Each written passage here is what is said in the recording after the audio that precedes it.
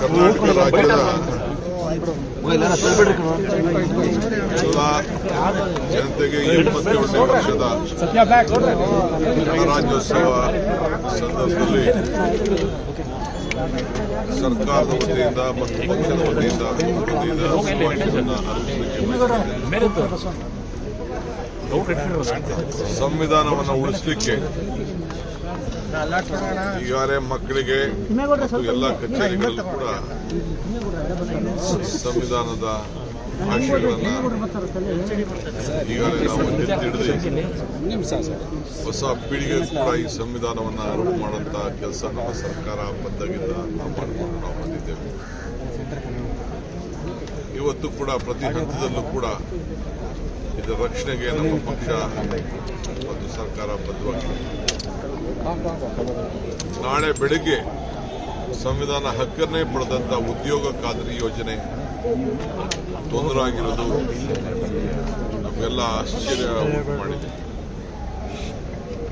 ರಾಷ್ಟ್ರಪಿತ ಮಹಾತ್ಮ ಗಾಂಧೀಜಿಯವರ ಹೆಸರಿನಲ್ಲಿ ಉದ್ಯೋಗ ಖಾತ್ರಿ ಯೋಜನೆಯನ್ನು ಏನು ಹೊಸ ರೂಪುಗೊಂಡು ನಮ್ಮ ಗ್ರಾಮೀಣ ಜನರ ಬದುಕನ್ನ ಉದ್ಯೋಗದ ಹಕ್ಕನೇನು ನಮಗೆ ದೊರಕಿದ್ದು ಅದು ಮೊಟಕಾಗಿರೋದ್ರಿಂದ ನಾವು ಇಡೀ ದೇಶದ ಉದ್ದಗಲೂ ಕೂಡ ಈ ಹೋರಾಟವನ್ನು ನಾವು ನಾಳೆ ಬೆಳಗ್ಗೆ ರಾಜಭವನ್ಗೆ ಚಲೋ ಕಾರ್ಯಕ್ರಮವನ್ನು ಇವತ್ತು ಹಮ್ಮಿಕೊಂಡಿದ್ದೇವೆ.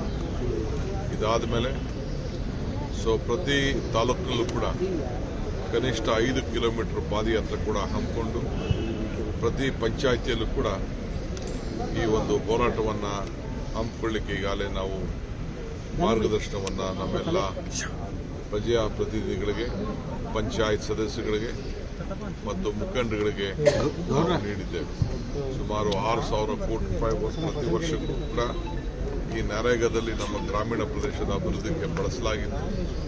ಉದ್ಯೋಗ ಸಿಗ್ತಾ ಇತ್ತು.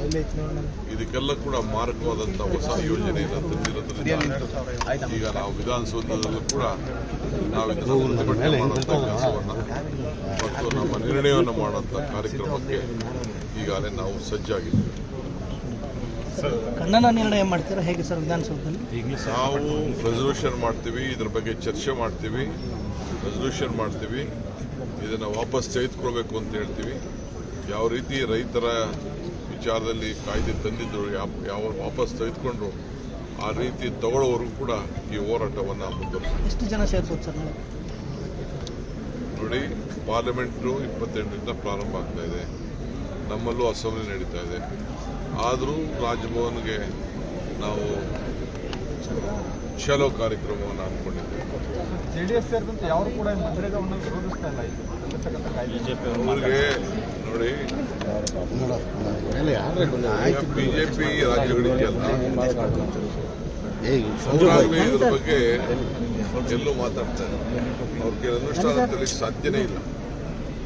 ನಾನೊಬ್ಬ ಗ್ರಾಮೀಣ ಪ್ರದೇಶದ ಒಬ್ಬ ಶಾಸಕನಾಗಿದ್ಕೊಂಡು ನಾನು ಹೇಳ್ತಾ ಇದ್ದೇನೆ, ಇದು ಸಾಧ್ಯ ಇಲ್ಲ. ಯಾವ ಸರ್ಕಾರ ಕೂಡ ಸರ್ಕಾರಗಳನ್ನ ಕೇಳದೆ ಈ ತೀರ್ಮಾನವನ್ನು ಮಾಡಿದ್ದಾರೆ. ಇದಕ್ಕೆ ಯಾರು ಒದಗಿಸ್ಕೊಡೋರು? ಈಗ ಬಜೆಟಲ್ಲಿ ಒದಗಿಸ್ಕೊಳ್ಳಿ ಅವರು.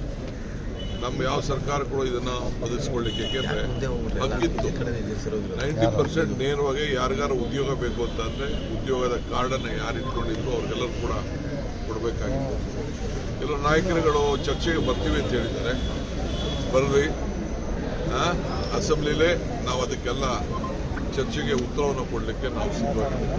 2028ಗೆ ಮುಖ್ಯಮಂತ್ರಿ ಆಗ್ತೀನಿ ಅಂತ ಕುಮಾರಸ್ವಾಮಿ ಅವರು ಹೇಳ್ತಿದ್ದಾರೆ ಸರ್.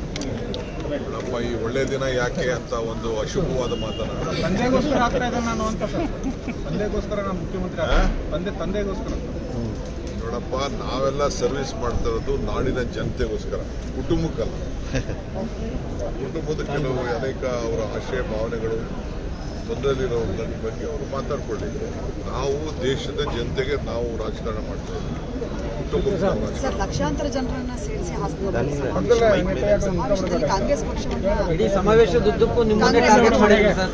ನಮ್ಮನ್ನ ನೆನೆಸ್ಕೊಳ್ಳಿಲ್ಲ ಅನ್ನೋರಿಗೆ ಶಕ್ತಿ ಬರೋದಿಲ್ಲ, ಜೀವ ಬರೋದಿಲ್ಲ, ಧೈರ್ಯ ಬರೋದಿಲ್ಲ.